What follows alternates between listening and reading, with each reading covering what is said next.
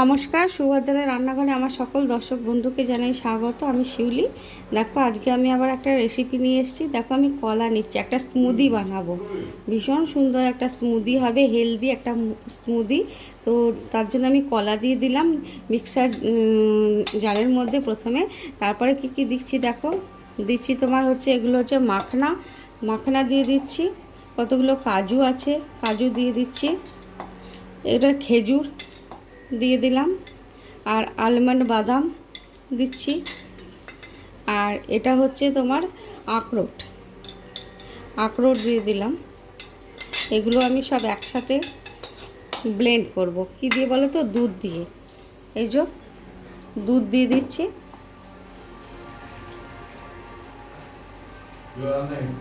এবারে এগুলোকে আমি সব একসাথে ব্লেন্ড করে নিয়ে আসছি। আমি একটু চকলেট আছে, এটাকে দিয়ে দিচ্ছি। তোমাদের কাছে কোকো পাউডার থাকলে তোমরা কোকো পাউডার দিতে পারো, ঠিক আছে। এবারে আমি এগুলোকে ব্লেন্ড করে নিয়ে আসছি। দেখো, আমি স্মুদিটা ব্লেন্ড করে নিয়ে চলে এলাম। দেখেছো, ভারী চমৎকার হয়েছে, খুব একটা হেলদি, ভারী সুস্বাদু, খেতেও অনবদ্য। তোমরা এইভাবে একবার অবশ্যই বানাবে, বাচ্চা থেকে বড় সকলের জন্য, যারা জিম করে তাদের জন্য, বা যে বাড়িতে বাচ্চা স্কুল থেকে এলে বিকালের দিকে তোমরা অবশ্যই দেবে, বানিয়ে খাবে, দেখবে ভীষণ মজা করে খাবে, আনন্দ করে খাবে। এবার আমি ওপর থেকে একটু বাদাম দিয়ে সুন্দর করে একটু সাজিয়ে দিচ্ছি।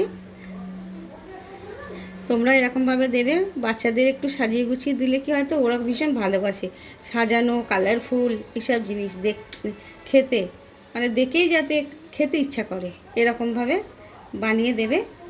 আমি একটু চকলেট, সমস্ত কিছু নাট দিয়ে সুন্দর করে দিলাম। হ্যাঁ, আমি কিন্তু কোনো মিষ্টি দিইনি, তোমরা চাইলে মিষ্টি দিতে পারো। মিষ্টি মানে মধু দেবে, যেহেতু একটা হেলদি খাবার হচ্ছে সেহেতু মধুটাই দেওয়াটাই উচিত।